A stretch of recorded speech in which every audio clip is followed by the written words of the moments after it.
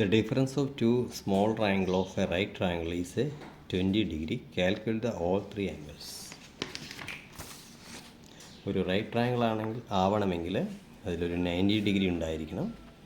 മറ്റ് രണ്ട് ആംഗിളിനെ കുറിച്ച് ഇവിടെ പറഞ്ഞിരിക്കുന്നത് ഒരു ആംഗിളിനേക്കാളും മറ്റൊരു ആംഗിൾ 20 ഡിഗ്രി കൂടുതലാണെന്നാണ്. അപ്പോൾ നമ്മൾ സ്മോളർ ആംഗിളിനെ നമ്മൾ എക്സ് എന്ന് ഡിനോട്ട് ചെയ്തു, തൊട്ടടുത്ത ആംഗിളിനെ എക്സ് പ്ലസ് 20 എന്ന് ആഡ് ചെയ്തു.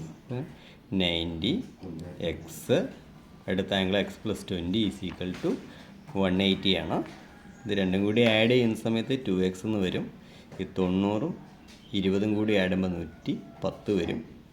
2xൻ്റെ വാല്യൂ എങ്ങനെയാണ് കാണുന്നത് വെച്ചാൽ 180ൽ നിന്ന് 110 കുറയ്ക്കുമ്പോൾ 70 എന്ന് കിട്ടും. 2x എന്ന് പറയുന്നത് 70ആണ്, x എന്ന് പറയുമ്പോൾ 35ആണ്. ഇനി ആംഗിൾ ഇട്ട് കൊടുക്കാം.